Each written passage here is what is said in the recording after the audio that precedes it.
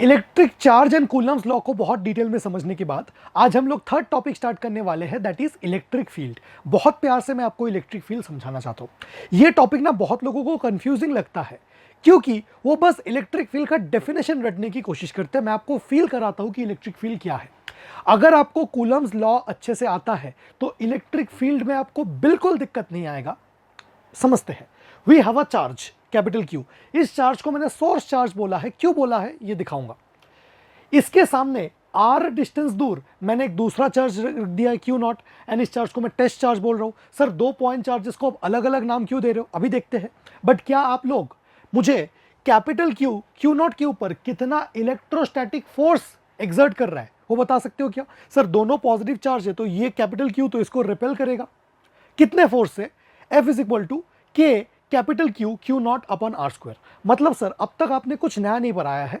Basic Coulomb's law use हो रहा है कि कैपिटल क्यू क्यू नॉट के ऊपर इतना इलेक्ट्रोस्टैटिक फोर्स एक्सर्ट कर रहा है। अब मुझे इलेक्ट्रोस्टैटिक फोर्स नहीं चाहिए, मुझे चाहिए force per unit Q not, per unit test charge. मतलब मुझे एफ अपॉन क्यू नॉट चाहिए। Sir F upon Q not कितना आ गया? K capital Q upon are square. अच्छा सर, एंड आज के बाद से ये एफ अपॉन क्यू नॉट को मैं बोलूंगा इलेक्ट्रिक फील्ड। क्या बात कर दी सर आपने। क्या इलेक्ट्रिक फील्ड कोई न्यू कंसेप्ट नहीं है? हाँ, उसका फील, उसका the way it is defined by scientist, that is a new concept. But उसका जो मैथमेटिकल फॉर्मुलेशन है that is nothing new. Capital Q ने क्यू नॉट के ऊपर कितना फोर्स लगाया? इतना।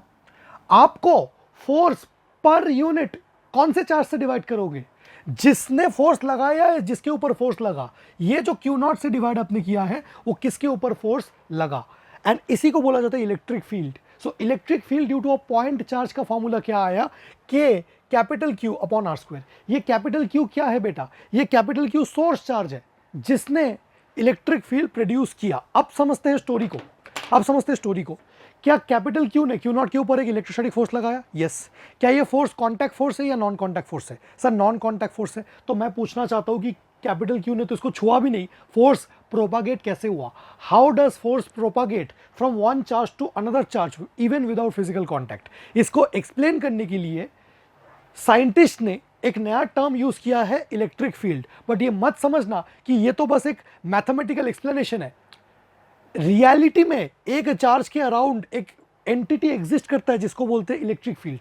सो electric field is not just a mathematical quantity, it is not just an explanation of a phenomena by human beings, it has real actual existence. But उसका actual existence समझने के लिए आपको बियॉन्ड क्लास 12 के syllabus में जाना पड़ेगा। NCERT says that you have to, whenever you are studying time dependent electromagnetic phenomena, जहां पे इलेक्ट्रिक फील्ड टाइम के साथ वेरी करता है, तब आप इसका एक्चुअल इंपॉर्टेंस समझ पाओगे। अपने सिलेबस में तो बस इलेक्ट्रिक फील्ड निकालते कैसे हैं वो है, बट इसका रियल सिग्निफिकेंस आप हायर क्लास में जाके समझोगे। बट प्लीज अभी से अपने दिमाग में फिट कर लो कि इलेक्ट्रिक फील्ड नामक एक रियल फिजिकल एंटिटी यहां पे एग्जिस्ट करता है। ठीक है सर, इतना हमें समझ में आ गया। अब देखते हैं कंक्लूजन क्या है अपना, कि जिंदगी में अगर आप इलेक्ट्रिक फील्ड या इलेक्ट्रिक फील्ड इंटेंसिटी भी बोलते हैं इसको निकालना चाहते हो, कैसे निकालोगे? इलेक्ट्रोस्टैटिक फोर्स को टेस्ट चार्ज से डिवाइड करोगे। क्यू नॉट से जनरली टेस्ट चार्ज को डिनोट किया जाता है। सो इससे हमने क्या समझा कि electric field at a particular point, किसी भी पॉइंट पे आप इलेक्ट्रिक फील्ड निकालना चाहो, is defined as, electric field कुछ भी नहीं है, क्या है? It is the electrostatic force, it is the electrostatic force that 1 coulomb charge would experience if placed at that point. यहां पे क्यू नॉट ना रख के आप 1 कूलम चार्ज रख देते, क्यू नॉट ना रख के आपने 1 कूलम चार्ज रख देते एंड बस फोर्स कैलकुलेट करते। तो इलेक्ट्रिक फील्ड कोई न्यू कंसेप्ट नहीं है आपके दिमाग में स्टोर करने के लिए। बस आप जिस पॉइंट पे इलेक्ट्रिक फील्ड निकालना चाहते हो उस पॉइंट पे 1 कूलम चार्ज रख दो एंड इलेक्ट्रोस्टैटिक फोर्स का फॉर्मूला लगा दो, जो आंसर आएगा वो इलेक्ट्रिक फील्ड आएगा। This is the field of electric field. Sir electric field के दो फॉर्मूलेज आ गए, एफ तो एफ अपॉन क्यू या क्यू नॉट, एंड एक ये। सो कौन सा कब अप्लाई करें प्लीज समझना, ये बेसिक फॉर्मूला है, ये हमेशा एप्लीकेबल है। इस फॉर्मूले को जब हमने इसके लिए एक पॉइंट चार्ज के लिए अप्लाई किया, then this is the electric field due to a point charge. I hope यहां तक बेसिक आइडिया आपको क्लियर हो गया होगा।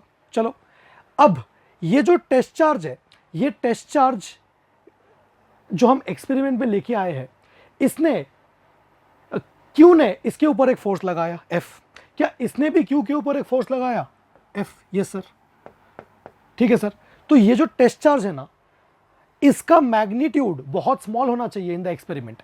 जिस चार्ज के ऊपर फोर्स लगेगा, जिसके ऊपर हम लोग इलेक्ट्रोस्टैटिक फोर्स एक्सर्ट करके कैलकुलेट करेंगे, वो चार्ज का खुद का वैल्यू बहुत कम होना चाहिए।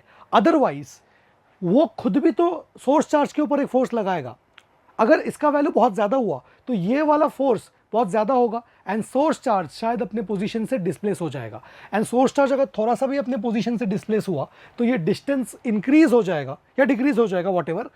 दैट मीन्स जो आंसर आपका आएगा वो गलत आएगा, क्योंकि आप तो ये वाला डिस्टेंस मान के सॉल्व कर रहे हो। सो बुक्स में ऐसा लिखा रहता है, the test charge that is chosen in the experiment, what is the test charge upon which force is acting, which tests the effect of the source charge. Test charge is the charge that tests the effect of source charge. Source charge ने उसके ऊपर कितना force लगाया, upon the test charge को electric field बोलते हैं। तो इसका खुद का वैल्यू बहुत नेग्लिजिबल होना चाहिए, जो हम आगे जाके और अच्छे से देखेंगे। हमने जो सेकंड कंक्लूजन किया कि electric field due to a point charge Q, कोई भी पॉइंट चार्ज क्यू है, कोई भी अपने पास पॉइंट चार्ज क्यू है, उस पॉइंट चार्ज क्यू से 8 डिस्टेंस दूर अगर आप इलेक्ट्रिक फील्ड निकालना चाहते हो एक पॉइंट पी में, तो एज इफ इस पॉइंट पी में एक 1 कूलम चार्ज रख दो एंड क्या लिख दो, इलेक्ट्रोस्टैटिक फोर्स का फॉर्मूला लिख दो। सो कितना आएगा, K capital Q 1 upon are square, यही आ गया अपना electric field. So electric field is nothing but K Q by r square. This shows that this is electric field due to point charge. Now what is the direction of electric field? Electric field का direction by convention positive and negative charges के लिए अलग होता है। कैसे अलग sir? Positive charge के लिए हम लोग मानते हैं कि इलेक्ट्रिक फील्ड, ये ह्यूमन बीइंग्स ने अज्यूम किया है कि पॉजिटिव चार्ज के लिए इलेक्ट्रिक फील्ड होगा radially outward and negative charge के लिए इलेक्ट्रिक फील्ड होगा radially inward. This is the direction of electric field, ठीक है। एंड हमें पता है यहां से कि भाई electric field is nothing but electrostatic force per unit charge. यहां से electrostatic force is nothing but charge into electric field. एक नया इलेक्ट्रोस्टैटिक फोर्स का भी फॉर्मूला आ गया। ये फॉर्मूला सर क्या बोलता है कि अगर एक चार्ज क्यू है, अगर एक चार्ज क्यू है जिसको मैंने इलेक्ट्रिक फील्ड ई पे रखा है, देन इसके ऊपर एक फोर्स एक्ट करेगा। कितना फोर्स एक्ट करेगा? क्यू इनटू ई। कौन से डायरेक्शन में? कि सर अगर चार्ज पॉजिटिव है तो देखो फोर्स एंड इलेक्ट्रिक फील्ड का डायरेक्शन सेम है, बट इसी एक्सप्रेशन को अगर आप इलेक्ट्रॉन के लिए लिखो, for electron, then you can say कि भाई फोर्स इज इलेक्ट्रॉन का चार्ज। सर आपने तो बोला था चार्ज को विदाउट साइन पुट करने।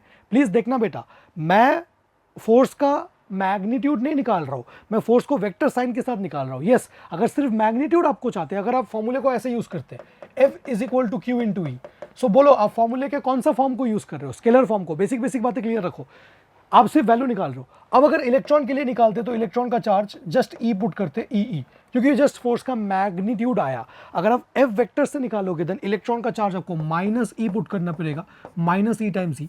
दैट शोज दैट कि नेगेटिवली चार्ज ऑब्जेक्ट्स के लिए, नेगेटिवली चार्ज पार्टिकल्स के लिए electrostatic force and electric field exactly opposite direction में है।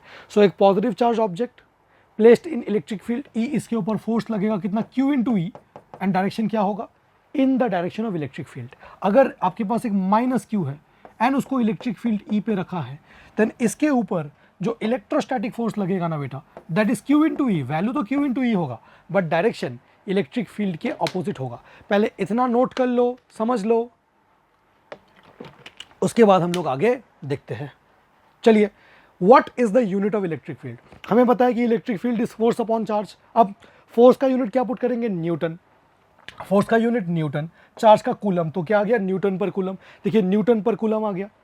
अच्छा, तो ऐसा यूनिट ऑफ इलेक्ट्रिक फील्ड कितना आया? न्यूटन पर कूलम। अब इसी न्यूटन पर कूलम को और फर्दर एक्सपेंड कर सकते हैं। क्या आप लोग न्यूटन को केजी मीटर सेकंड की पावर -2 लिख सकते हो? बिल्कुल। एंड कूलम को एम्पियर इंटू सेकंड। सर ये कैसे आया? Force is equal to mass into acceleration. तो फोर्स का यूनिट होता है न्यूटन, तो न्यूटन इज मास, मतलब क्या? KG into metre second to the power -2। ये आ गया न्यूटन वाला। एंड हमें पता है कि current is charge by time, so charge is current into time, so charge का coulomb is ampere into second, so coulomb की जगह एम्पियर इंटू सेकंड। सो ये केजी मीटर सेकंड की पावर -3, एम्पियर की पावर -1 आ गया। सर ऊपर वाला भी ऐसा यूनिट है, नीचे वाला भी ऐसा यूनिट है, तो डिफरेंस क्या है बेटा? ऊपर वाला एवरीवेटेड ऐसा यूनिट है, मतलब ये अभी भी पूरा फंडामेंटल फॉर्म में नहीं है, एंड नीचे वाला पूरा फंडामेंटल ऐसा यूनिट है। इसको और फर्दर ब्रेक डाउन आप नहीं कर सकते हो। एंड डायमेंशनल फार्मूला, केजी की जगह एम एल टी की पावर -3 ए की पावर -1। तो ऐसे आप इलेक्ट्रिक फील्ड का यूनिट एंड डायमेंशनल फार्मूला निकाल सकते हो। अब कुछ क्वेश्चंस आ जाते हैं। A test charge must be of negligible value, जो टेस्ट चार्ज है उसका वैल्यू बहुत कम होना चाहिए। सो जो ये क्या बोल रहा है टेस्ट चार्ज मतलब Q not, and Q not का वैल्यू बहुत कम होना चाहिए। बिल्कुल ट्रू है। रीजन क्या बोला है? रीजन बोला है कि it is just a standard convention. कोई रीजन नहीं है, बस बाय कन्वेंशन टेस्ट चार्ज का वैल्यू स्मॉल होना चाहिए। बिल्कुल नहीं, इसके पीछे प्रॉपर रीजन है। एंड रीजन क्या है देखते हैं, क्या हमने रीजन लिखा है? नहीं, रीजन नहीं लिखा है। सो आई विल से हम लोग यहाँ पे क्या बोल सकते हैं कि test charge Q not must be negligible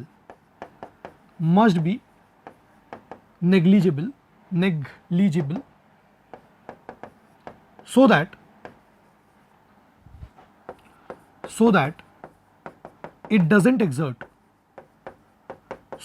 it doesn't exert a greater force, a high force, a huge force on source charge and displace it from its location, तो टेस्ट चार्ज का वैल्यू अगर बहुत छोटा हुआ तो source charge के ऊपर वो जो फोर्स लगाएगा वो भी बहुत छोटा होगा एंड वो सोर्स चार्ज को डिस्प्लेस नहीं करेगा। सो टेस्ट चार्ज को नेग्लिजिबल होना चाहिए सच दैट वो एक ह्यूज फोर्स ना एग्जर्ट करे एंड सोर्स चार्ज को डिस्प्लेस ना कर दे। Aditya found the following definition of electric field on NCERT. मैंने आदित्य को बोला कि भाई electric field is force per unit charge, but जब आदित्य एनसीईआरटी रीड कर रहा था तब उसने देखा कि भाई डेफिनेशन तो कुछ ऐसा लिखा है सर, इसमें लिमिट q टेंड्स टू 0 है। ये एक मैथमेटिकल वे है टू से दैट ये जो टेस्ट चार्ज है वो नेग्लिजिबल होना चाहिए। ठीक है, अच्छा सर, आंसर हिज क्वेरीज। उसके मन में कोई डाउट आया, why limit q tends to 0 is taken. इस डेफिनेशन में लिमिट q टेंड्स टू 0 क्यों टेकन है? ये मेरे ऑफलाइन स्टूडेंट्स की डाउट है। आदित्य मेरा एक ऑफलाइन स्टूडेंट था, उसकी ही डाउट से उसको ही मैंने क्वेश्चन के फॉर्म में कन्वर्ट कर दिया। तो रीजन क्या होगा? यही रीजन कि why limit q tends to 0 is taken because the test charge must be of negligible value such that it doesn't exert a huge force on the source charge and displace it from its location। तो same reason है। अच्छा, if the magnitude of test charge is doubled what happens to electric field? तो बहुत लोग सोचेंगे कि sir ये जो टेस्ट चार्ज है इसका मैग्नीट्यूड को जैसे ही डबल करेंगे तो इलेक्ट्रिक फील्ड तो हाफ हो जाएगा। बिल्कुल गलत। अरे क्या इलेक्ट्रिक फील्ड टेस्ट चार्ज के ऊपर डिपेंड करता है? नहीं बेटा। इलेक्ट्रिक सर फॉर्मूला में तो इलेक्ट्रिक फील्ड दिख रहा है, फॉर्मूला में तो टेस्ट चार्ज दिख रहा है, फॉर्मूला में दिख रहा है बट वो उसके ऊपर डिपेंड नहीं करता। सर कैसे नहीं करता बेटा? ऊपर जो ये इलेक्ट्रोस्टैटिक फोर्स है ना, ये इलेक्ट्रोस्टैटिक फोर्स कैसे लिखेंगे? ये already K Q small Q upon are square है एंड नीचे एक क्यू है, तो ये क्यू कट गया तो फाइनली इलेक्ट्रिक फील्ड क्या आया? K Q upon are square, capital Q. क्या बात करती सर, क्या इलेक्ट्रिक फील्ड टेस्ट चार्ज के ऊपर डिपेंड करता है या सोर्स चार्ज? भाई इलेक्ट्रिक फील्ड तो सिर्फ और सिर्फ सोर्स चार्ज के ऊपर डिपेंड करता है, सिर्फ और सिर्फ सोर्स चार्ज के ऊपर डिपेंड करता है, only on source charge and distance के ऊपर भी। सो अगर टेस्ट चार्ज के मैग्नीट्यूड को डबल करें what happens to electric field? Electric field will remain the same. तो मैं इसको ऑफलाइन स्टूडेंट्स को बहुत पहले कैसे समझाता था, एक लाइन में बोलता था, although test charge appears in the formula for electric field, please समझना, although test charge appears in the formula for electric field but electric field doesn't depend upon test charge, because if the test charge is changed by a factor the electrostatic force on the numerator changes by the same factor and as a result of which electric field remains same। I hope ये clear है। What is the direction of electric field for a positive charge and negative charge? already कर चुके हैं। Positive charge के लिए क्या होगा बेटा? रेडियली आउटवर्ड्स, क्या radially outwards, and negative charge के लिए क्या होगा बेटा? Radially inwards. जो मैंने पढ़ाया उसी को मैं एक क्वेश्चन के फॉर्म में फिर से रिवाइज कर रहा हूं एंड आई होप आपके दिमाग में चीजें फिट होते जा रहे हैं। इलेक्ट्रिक फील्ड एक स्केलर क्वांटिटी है या वेक्टर क्वांटिटी है? हमने देखा था कि इलेक्ट्रिक फील्ड के ऊपर हमने वेक्टर लगाया था, electric field is electrostatic force per unit charge. So electric field का डायरेक्शन इलेक्ट्रोस्टैटिक फोर्स के अलॉन्ग है for a positive charge and इनका डायरेक्शन अपोजिट है फॉर अ नेगेटिव चार्ज। तो स्केलर है या वेक्टर है? फॉर श्योर ये वेक्टर है। Electric field intensity is a vector quantity. What is the SI unit and dimensional formula? भाई electric field का एसआई यूनिट हम लोग ऑलरेडी न्यूटन पर कूलम या न्यूटन कूलम की पावर -1 ऐसे निकाल चुके हैं। डायमेंशनल फॉर्मूला भी हम लोग निकाल चुके हैं, हम लोग फॉर्मूले से देख सकते हो। अब कुछ ट्रू एंड फॉल्स क्वेश्चंस है, आपके इलेक्ट्रिक फील्ड के लिए फंडामेंटल कंसेप्ट क्लियर करने के लिए सारे एनसीईआरटी के लाइंस है। एनसीईआरटी के लाइंस को ही मैंने क्वेश्चंस में कन्वर्ट करके आपके दिमाग में मुझे फिट कराना है।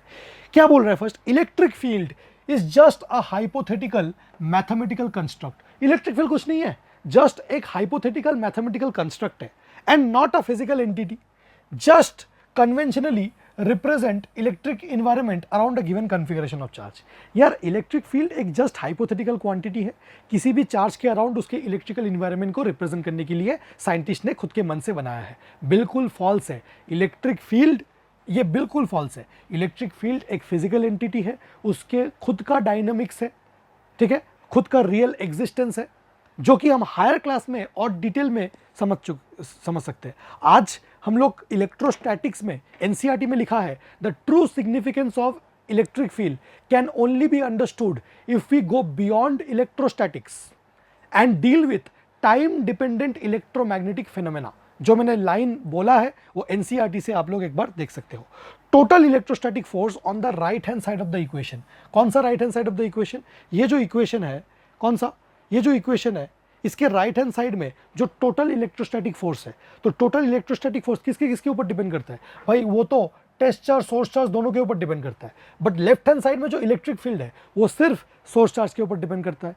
तो वो क्या बोल रहा है, क्या बोल रहा है कि भाई total electrostatic force on the right hand side of equation depends only on source charge. False.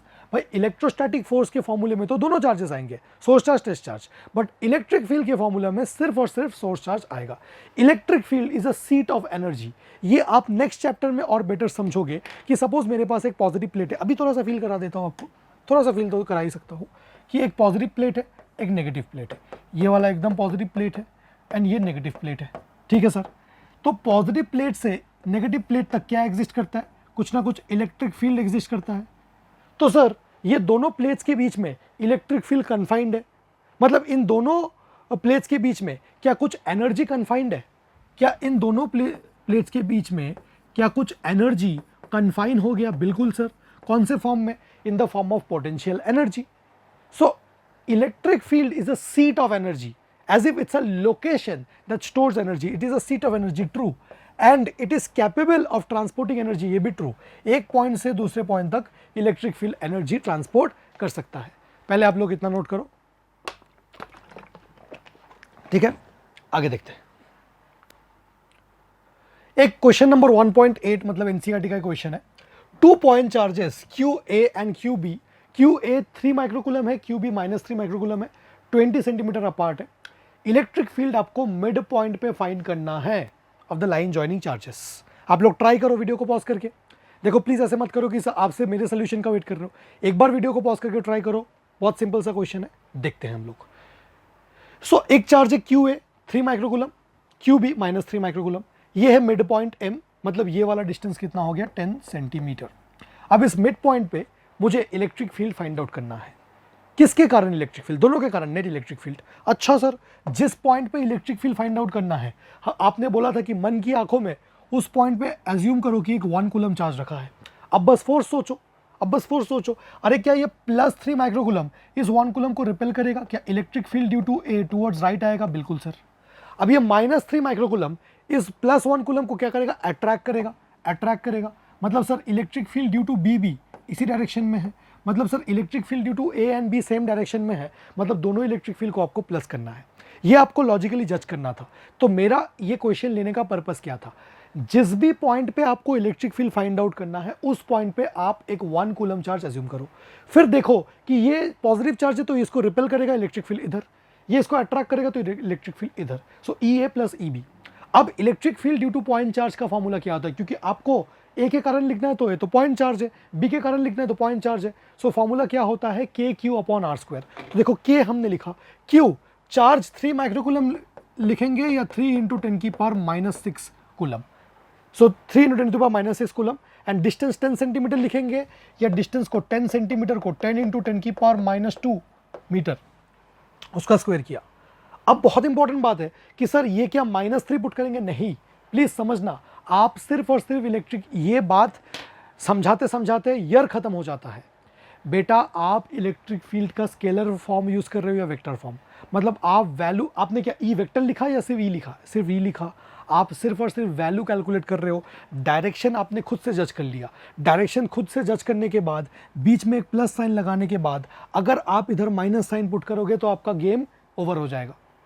Please आप लोग हमेशा सिर्फ वेक्टर एक्सप्रेशंस में ही साइन के साथ पुट करना, वरना कोई साइन के साथ पुट मत करना। वेक्टर एक्सप्रेशन मतलब इसी को अगर ई वेक्टर लिखते तो ये पॉजिटिव आता, ये नेगेटिव आता, एंड बीच में प्लस साइन की वजह से अकॉर्डिंगली एडजस्ट हो जाता। तो फिर ये भी सेम एक्सप्रेशन है, ये भी सेम एक्सप्रेशन है, क्योंकि चार्जेस सेम है। मतलब इसी एक्सप्रेशन को आपको डबल करना है। के का वैल्यू 9 × 10⁹ पुट किया है, and on further solving you will get 54 ×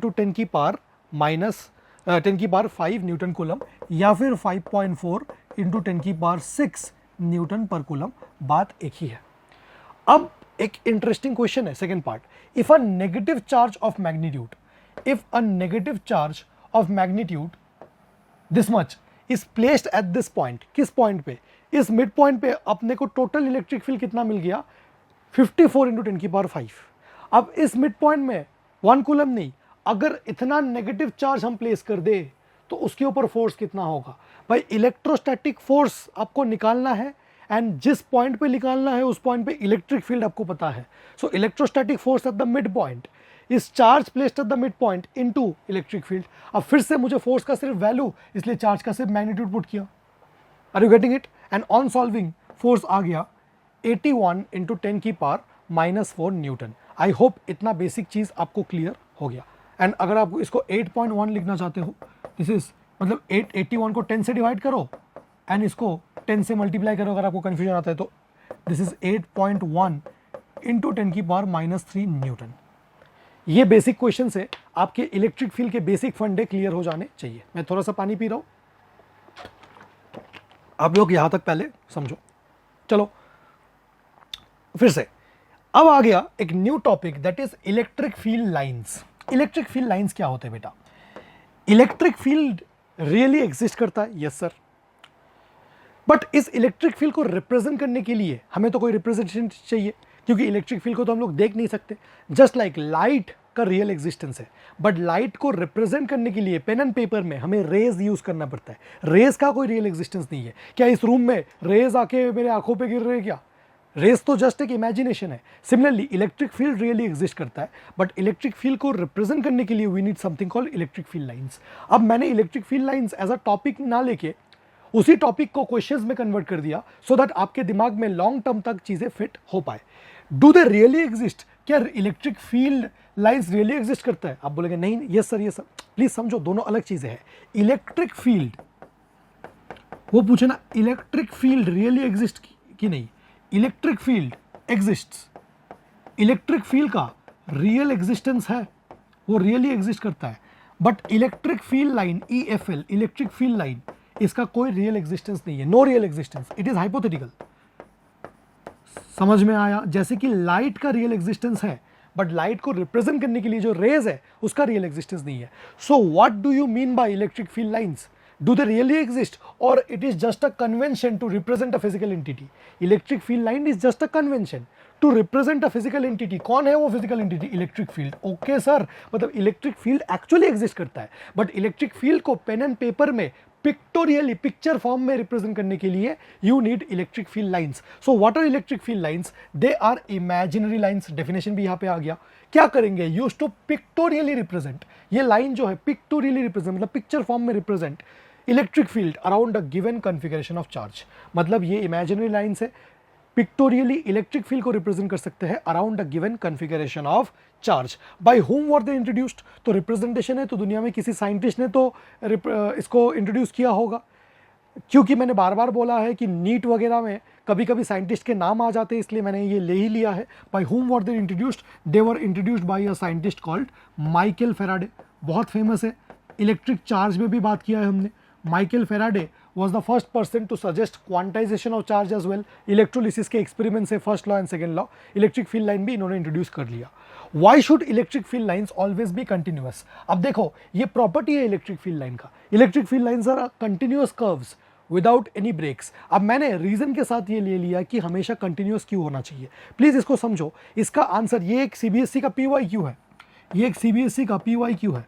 अब इसका जो आंसर है, इसका आंसर आपको मेथड ऑफ कॉन्ट्राडिक्शन से देना पड़ेगा। मतलब अगर ये कंटिन्यूअस ना होते तो क्या होता, ये तो इलेक्ट्रिक फील्ड को रिप्रेजेंट करते। अगर ये ऐसा होते कि थोड़ा सा आया बीच में ब्रेक, थोड़ा सा फिर से कंटिन्यू हुआ, सो अगर ये बीच में डिसकंटिन्यूअस हो जाता, इसका मतलब इलेक्ट्रिक फील्ड है, बीच में अचानक से इलेक्ट्रिक फील्ड वैनिश हो गया, फिर से आ गया, जो कि पॉसिबल नहीं है। अगर इस रूम में इलेक्ट्रिक फील्ड है तो इस रूम में पूरे रीजन में इलेक्ट्रिक फील्ड है। ऐसा नहीं हो सकता कि इलेक्ट्रिक फील्ड है, कैमरा के सामने वैनिश हो गया, फिर कैमरा के बाद स्टार्ट हो गया, ऐसा तो नहीं हो सकता। Had they not been continuous, उसने पूछा इलेक्ट्रिक फील्ड कंटिन्यूअस क्यों है, आप बोल रहे हो कि अगर कंटिन्यूअस ना होता then it would imply that electric field suddenly vanishes in a region। अगर ये कंटिन्यूअस ना होते तो ऐसा इंप्लाई होता कि electric field suddenly vanishes in a region and reappears there after, उसके बाद अपीयर हो गया, जो कि पॉसिबल नहीं है, जो कि पॉसिबल नहीं है। चलो, why two electric field lines can never intersect each other. आपने ये सेम चीज मैग्नेटिक फील्ड लाइंस के लिए भी सुना होगा। दो इलेक्ट्रिक फील्ड लाइन हो या दो मैग्नेटिक फील्ड लाइन हो, वो इस दुनिया में तो इंटरसेक्ट नहीं कर सकते। ऐसा क्यों? क्योंकि अगर वो इंटरसेक्ट कर गए तो जिस पॉइंट पे उसने इंटरसेक्ट किया, उस पॉइंट पे अगर मैं पूछूं कि इलेक्ट्रिक फील्ड का डायरेक्शन क्या है, आपको पता होगा कि किसी भी इलेक्ट्रिक फील्ड लाइन में अगर मुझे एक पर्टिकुलर पॉइंट पे इलेक्ट्रिक फील्ड का डायरेक्शन निकालना है, देन इलेक्ट्रिक फील्ड का direction will be tangential at that point. ठीक है, so this is the direction of net electric field. This is also a property, the tangent drawn on any point of electric field line gives us direction of net electric field। अच्छा sir, क्या सिर्फ net electric field का direction मिल सकता है? नहीं, electrostatic force is nothing but Q into E। तो ये net electric field as well as net electrostatic force का डायरेक्शन मुझे दे देगा, क्योंकि electric field and electrostatic force का डायरेक्शन सेम है। But you cannot say the same for magnets. Magnetic field line में किसी भी पॉइंट पे टेंजेंट ड्रॉ करोगे, सिर्फ और सिर्फ आपको नेट मैग्नेटिक फील्ड का डायरेक्शन मिलेगा, नेट मैग्नेटिक फोर्स का डायरेक्शन नहीं मिलेगा, क्योंकि magnetic force perpendicular to magnetic field होता है। हम लोग आगे जाके देखेंगे। एनीवेज, दो इलेक्ट्रिक फील्ड लाइंस इसलिए इंटरसेक्ट नहीं कर सकते क्योंकि अगर इंटरसेक्ट कर गए तो at the point of intersection हमें दो टेंजेंट्स मिलेंगे, एंड दो टेंजेंट्स मतलब इलेक्ट्रिक फील्ड के दो डायरेक्शंस। तो एक पॉइंट पे इलेक्ट्रिक फील्ड का दो डायरेक्शन कैसे हो सकता है? ये तो पॉसिबल नहीं है।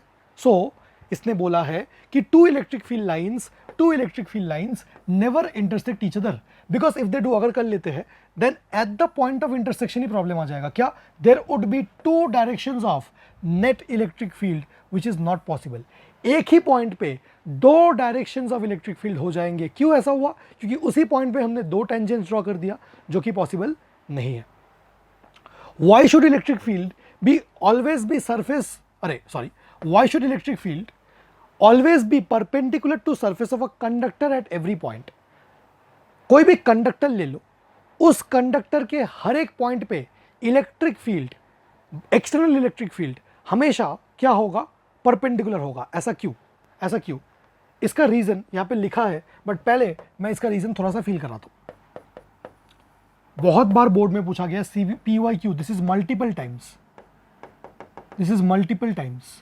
ठीक है, अब देखना, मान लेते we have a spherical conductor, कोई भी एक स्फेरिकल कंडक्टर ले लेता हूं मैं, एंड ये कैसा कंडक्टर है? ये एक आइसोलेटेड कंडक्टर है। आइसोलेटेड मतलब कोई भी बैटरी कंडक्टर के अक्रॉस कनेक्टेड नहीं है। अच्छा, कंडक्टर के अक्रॉस कोई भी बैटरी कनेक्टेड नहीं है, तो ये कंडक्टर कैसा है? इसमें नेट करंट कितना है? 0 है। बट क्योंकि कंडक्टर्स है, so this conductor contains large number of free electrons. Don't you think कि कंडक्टर में तो large number of free electrons होने चाहिए? ठीक है sir, so we have a spherical conductor containing large number of free electrons, but this is an isolated spherical conductor, no battery is connected। मतलब ये electrons rest पे तो नहीं बोल सकते, ये रैंडमली ऑल पॉसिबल डायरेक्शंस में जा रहे होंगे। करंट इलेक्ट्रिसिटी में और डिटेल में समझाऊंगा। नेट करंट 0 है, कोई प्रेफरेंशियल डायरेक्शन नहीं है इनके पास। ठीक है, अब बाहर से एक इलेक्ट्रिक फील्ड लाइन आया। ये इलेक्ट्रिक फील्ड लाइन अगर बाहर से आता है तो कंडक्टर के साथ परपेंडिकुलर ही होना चाहिए, तिरछा नहीं हो सकता। सर क्या होता अगर तिरछा होता? क्या दुनिया में इधर का इधर हो जाता, क्या कोई विनाश हो जाता? अगर एक इलेक्ट्रिक फील्ड लाइन बाहर से आया जो कि तिरछा होता, जो कि किसी एंगल थीटा पे आया होता, तो क्या होता? क्या होता अगर सिचुएशन ऐसा होता? क्या ऐसा नहीं हो सकता? नहीं हो सकता। क्यों? अगर ऐसा हो गया तो क्या? अगर एक तिरछा इलेक्ट्रिक फील्ड लाइन कंडक्टर में आया तो इस इलेक्ट्रिक फील्ड लाइन के दो कंपोनेंट कर सकते हैं, या फिर इलेक्ट्रिक फील्ड के दो कंपोनेंट। एक है अलोंग द सरफेस, क्योंकि ये एंगल थीटा है, सो वेक्टर सेज दैट जिस भी एंगल के साथ थीटा है वो ई कॉस थीटा, एंड इसका एक परपेंडिकुलर कंपोनेंट है ई साइन थीटा। अब ये परपेंडिकुलर कंपोनेंट कोई डिस्टर्ब नहीं कर रहा, बट ये जो पैरेलल कंपोनेंट है, ये पैरेलल कंपोनेंट ये सरफेस के इलेक्ट्रॉन्स के ऊपर एक फोर्स लगाएगा, एंड उस फोर्स की वजह से सरफेस वाले इलेक्ट्रॉन्स मूव करने लगेंगे, एंड कंडक्टर के अंदर एक नेट करंट आ जाएगा। बट आप लोग खुद बताओ, क्या किसी आइसोलेटेड कंडक्टर में कोई नेट करंट आ सकता है? नहीं। इसका मतलब ये पैरेलल कंपोनेंट को एग्जिस्ट नहीं करना चाहिए था। इसका मतलब मैथमेटिकली भी इस पैरेलल कंपोनेंट को एग्जिस्ट नहीं करना चाहिए था। मतलब ई कॉस थीटा का वैल्यू 0 होना चाहिए था। अब ई तो 0 नहीं हो सकता, that means cos theta must be 0। So mathematically हमने प्रूव किया कि थीटा 90 डिग्री है। सर समझ नहीं आया, थोड़ा कम समझ में आया। अब मैं इसको रीड करके दिखाता हूं, प्लीज देखना। If electric field lines were not perpendicular, हम लोग प्रॉपर्टी क्या देख रहे हैं कि इलेक्ट्रिक फील्ड लाइंस को हमेशा कंडक्टर के सरफेस के साथ परपेंडिकुलर होना चाहिए। रीजन क्या बोल रहे? अगर परपेंडिकुलर ना होते तो क्या होता? अगर परपेंडिकुलर ना होते then there would be a non zero component of electric field. There ऐसा एक कंपोनेंट होता जो कि नॉन जीरो है, there would be a non zero component of electric field along the surface। ओहो हो सर, अगर इलेक्ट्रिक फील्ड लाइंस परपेंडिकुलर ना होते तो क्या along the surface एक नॉन जीरो कंपोनेंट मिलता हमें? यस, वो कंपोनेंट कौन है? E cos theta. एंड ये कंपोनेंट क्या करता? Which would cause electrons in the surface to move. ये कंपोनेंट इस इलेक्ट्रॉन्स के ऊपर फोर्स लगाता ऑपोजिट डायरेक्शन में, एंड इलेक्ट्रॉन्स को मूव करा देता, setting up a current on the surface. But we know that no current should exist in an isolated conductor. इस वजह से ये ई कॉस थीटा को एग्जिस्ट नहीं करना चाहिए। मतलब ई कॉस थीटा का वैल्यू 0 होना चाहिए, मतलब थीटा का वैल्यू 90 होना चाहिए। तो मैंने मेथड ऑफ कॉन्ट्राडिक्शन से फिर से आंसर दिया। प्रॉपर्टी क्या है कि भाई कभी भी कोई आइसोलेटेड कंडक्टर है, अगर बाहर से कोई इलेक्ट्रिक फील्ड लाइन आ रहा है, कंडक्टर के साथ परपेंडिकुलर होना चाहिए। रीजन कैसे दिया कि अगर परपेंडिकुलर ना होता, अगर परपेंडिकुलर ना होता, क्या एक नॉन जीरो कंपोनेंट होता अलोंग द सरफेस? कौन सा कंपोनेंट? ई कॉस थीटा। ये ई कॉस थीटा सरफेस वाले इलेक्ट्रॉन्स के ऊपर फोर्स लगाता, उस फोर्स की वजह से सरफेस वाले इलेक्ट्रॉन्स मूव करते एंड एक करंट आ जाता, बट करंट को नहीं आना चाहिए था। मतलब ये कंपोनेंट नहीं होना चाहिए था, इस कंपोनेंट का वैल्यू 0 होना चाहिए था, थीटा का वैल्यू 90 होना चाहिए था। आई होप मैंने आपके दिमाग में ये कंसेप्ट फिक्स कर दिया है। नेक्स्ट, कुछ बेसिक प्रॉपर्टीज, इन बेसिक प्रॉपर्टीज से आपको इलेक्ट्रिक फील्ड लाइंस के बारे में और आइडिया आ जाएगा। देखते हैं। If electric field lines are closer, अगर इलेक्ट्रिक फील्ड लाइंस किसी भी रीजन में बहुत पास पास है, देन इलेक्ट्रिक फील्ड का स्ट्रेंथ कैसा है? इसको फील कराने के लिए एक स्लाइड ले रहा हूं। मान लेते हैं कि यह है अपना कुछ electric field lines, these are few electric field lines, and मैं दो पॉइंट्स लेता हूं। एक पॉइंट है यहाँ पे पॉइंट ए, एंड एक पॉइंट है यहाँ पे पॉइंट बी। कौन से पॉइंट पे इलेक्ट्रिक फील्ड ज्यादा है? इलेक्ट्रिक फील्ड कौन से पॉइंट पे ज्यादा है? तो भाई जहां इलेक्ट्रिक फील्ड लाइंस बहुत ज्यादा क्राउडेड है, वहां पे इलेक्ट्रिक फील्ड स्ट्रेंथ ज्यादा है। So the property is electric field strength या electric field intensity is greater in a region where field lines are crowded. सो आज क्या बोल रहे हैं भाई? अगर फील्ड लाइंस क्लोजर है then field strength is weak. बिल्कुल फॉल्स कि भाई अगर फील्ड लाइन क्लोजर है तो field strength is weak. False. जिधर क्लोजर है, जिधर लोग बहुत पास पास रहते हैं, बहुत अटैच्ड है एक दूसरे से, उधर स्ट्रेंथ कभी भी कम नहीं हो सकता, उधर स्ट्रेंथ तो ज्यादा होगा। Next, electric field lines are always symmetric about a given charge distribution. ये बिल्कुल ट्रू है। आपको हमेशा इलेक्ट्रिक फील्ड लाइंस को सिमेट्रिकल बनाना पड़ेगा। जैसे कि एक ये प्रॉपर्टी है, एक प्लस क्यू चार्ज है, तो एक इलेक्ट्रिक फील्ड ऐसे निकला ऊपर, एक नीचे, दोनों साइड में। ऐसा नहीं है कि एक तिरछा ऐसे दिखा दिया, 1 2 3 4। Are you getting it? अगर 5 6 7 5 6 7 8 total. What do I mean to say? अगर मेरे पास एक प्लस क्यू है तो इलेक्ट्रिक फील्ड एक ऐसे, एक ऐसे, एक ऐसे, एक ऐसे, ये सिमेट्रिकल है, ये इनकरेक्ट है। अगर एक पांचवा ऐसे दे देंगे तो ये इनकरेक्ट है। अगर पांचवा देना चाहते हो तो 6 7 8 आपको एकदम बिल्कुल परफेक्टली सिमेट्रिकल बनाना है। या फिर अगर एक प्लस क्यू है एंड एक माइनस क्यू है, इसको डाइपोल भी बोला जाता है। इस डाइपोल की वजह से अगर आप इलेक्ट्रिक फील्ड ड्रॉ करना चाहते हो तो ये प्लस क्यू से ओरिजिनेट करके माइनस क्यू में टर्मिनेट करेगा, फिर से प्लस क्यू में ओरिजिनेट करके माइनस क्यू में। ऊपर अगर आपने 2 दिखाए तो नीचे भी एकदम सिमेट्रिकली आप 2 दिखाओ। तो इलेक्ट्रिक फील्ड लाइन किसके अबाउट सिमेट्रिक है? It is symmetric about the line joining 2 charges. 2 bodies को जो लाइन ज्वाइन करता है उसके अबाउट इलेक्ट्रिक फील्ड लाइन हमेशा सिमेट्रिकल होने चाहिए। For an isolated charge they can originate as well as terminate at infinity. Please इस पॉइंट को समझना। Usually electric field lines originate कहां से कर रहे हैं? ओरिजिनेट कर रहे हैं पॉजिटिव चार्ज से, एंड टर्मिनेट कहां कर रहे हैं? इलेक्ट्रिक फील्ड लाइंस टर्मिनेट कहां कर रहे हैं? टर्मिनेट कर रहे हैं नेगेटिव चार्ज में। मतलब देखो, originate from positive charge, terminate at negative charge. But अगर आइसोलेटेड चार्ज होगा, एक ही सिंगल चार्ज होगा, तो originate from positive charge, terminate कहां पे? इंफिनिटी पे। एंड अगर आइसोलेटेड नेगेटिव चार्ज होगा तो ओरिजिनेट कहां से आया? कहां से? इंफिनिटी से आया, एक लार्ज डिस्टेंस से आया, एंड टर्मिनेट कहां पे? Negative charge. तो इंफिनिटी, जो कि एक रिलेटिव टर्म भी है, इंफिनिटी एक ऐसा पॉइंट है जहां पे फील्ड लाइंस टर्मिनेट भी कर सकते हैं, जहां से फील्ड लाइंस ओरिजिनेट भी कर सकते हैं। But usually electric field lines originate from positive charge and terminate at negative charge, and terminate at negative charge. This is the property of electric field lines. Let's see now. So isolated charge के लिए they can originate and terminate from infinity, true. Tangent drawn on any point of electric field line, gives us direction of net electrostatic force as well as net electric field। बिल्कुल true है, क्योंकि for the formula F is equal to QE, जिधर electrostatic force उधर ही electric field for a positive charge। Why electric field lines can never form closed loops? क्या electric field lines इस जिंदगी में कभी भी क्लोज्ड लूप्स फॉर्म्स कर सकते हैं? बिल्कुल नहीं, बिल्कुल नहीं। इसके 2 रीजंस है, एंड टीचर्स इसको अच्छे से समझा नहीं पाते हैं।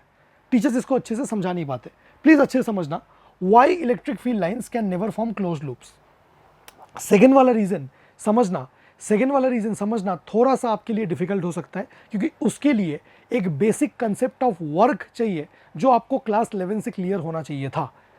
वो है work done by tangential force. Please समझना इस बात को। पहले इसको हटा देता हूं। Work done by tangential force, रुक जाओ, प्लीज देखना, या फिर ऐसा ले लेते, एक कर्व्ड पाथ ले लिया, मान लेते इस कर्व पार्ट का total length, path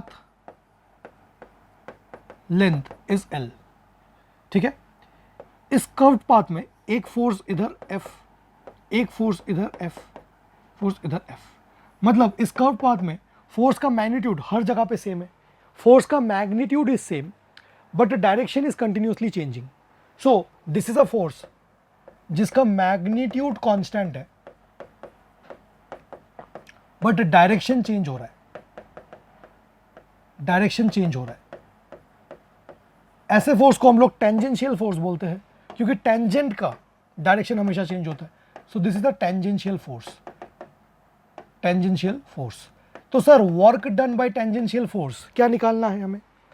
work done by tangential force तो एफ एस कॉस थीटा नहीं होना चाहिए, नहीं, F S cos theta is the work done by a constant force जो कि मैग्नीट्यूड एंड डायरेक्शन में कांस्टेंट है। वो एफ एस कॉस थीटा वाला फॉर्मूला यहाँ पे अप्लाई नहीं कर सकते। वर्क डन जो है एफ एस कॉस थीटा कि भाई डिस्प्लेसमेंट 0 तो वर्क डन 0, वो सिर्फ एक कांस्टेंट फोर्स के लिए एप्लीकेबल है। This is only for constant force, only for a force which is constant in magnitude and direction,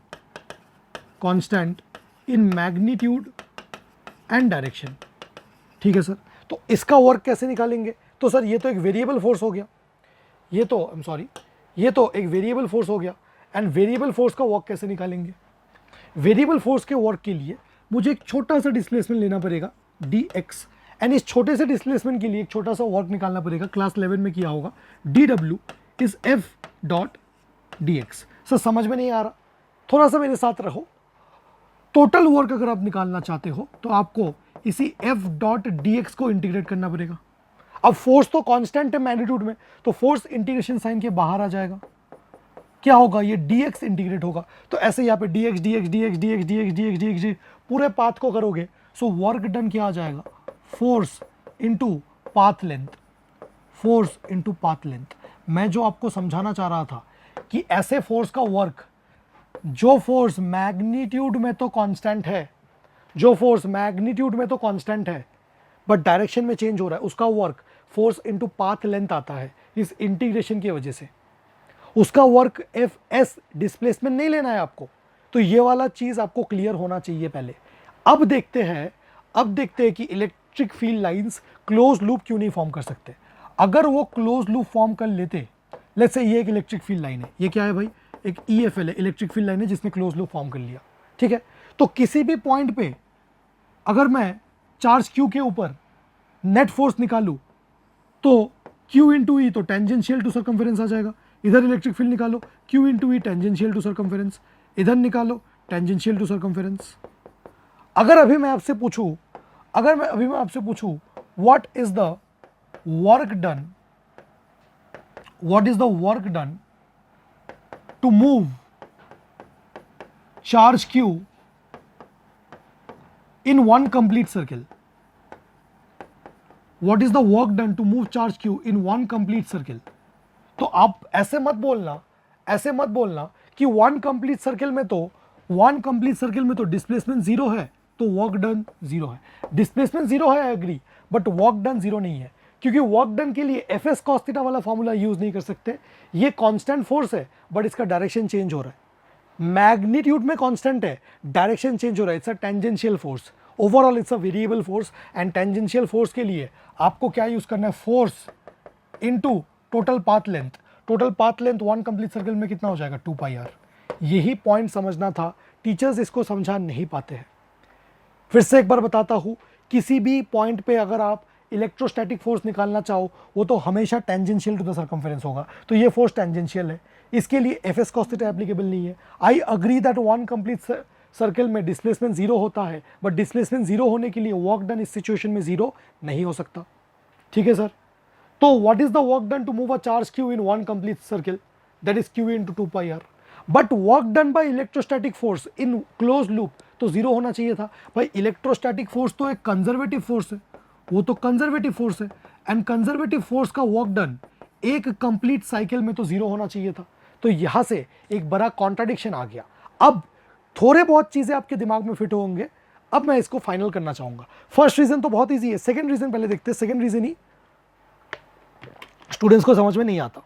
if electric field lines form closed loops, अगर electric field lines closed loop form कर लेते हैं, then at every point electrostatic force is tangential to the loop. Do you agree with me? हर एक point में electrostatic force हमेशा tangential to loop होगा। Thus the work done to move a charge Q in a closed loop evaluates to be Q into 2πr।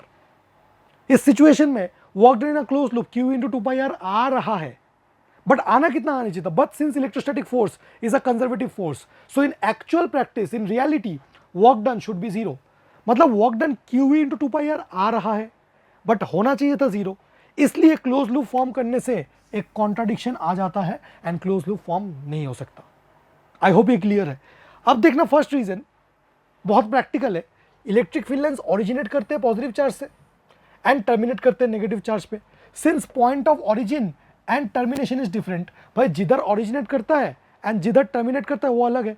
इधर से originate करा, उधर terminate करा, कोटा से ओरिजिनेट करा, जयपुर में टर्मिनेट करा, वापस तो नहीं आया, इसलिए प्रैक्टिकली एक क्लोज लूप तो बन भी नहीं सकता। अगर ये पॉजिटिव चार्ज Q है एंड यहाँ पे नेगेटिव चार्ज Q है, तो भाई वो पॉजिटिव चार्ज से ओरिजिनेट करके नेगेटिव पे जाएगा, घूम के तो वापस तो नहीं आ रहा है, तो इसलिए क्लोज लूप। ये मत बोला कि सर ये क्लोज लूप है, डायरेक्शन देखो, क्लोज लूप मतलब ये Kota to Jaipur, Jaipur back to Kota, ये बैक नहीं आ रहा, कोटा से बार बार जयपुर ही जा रहा है। Are you getting it?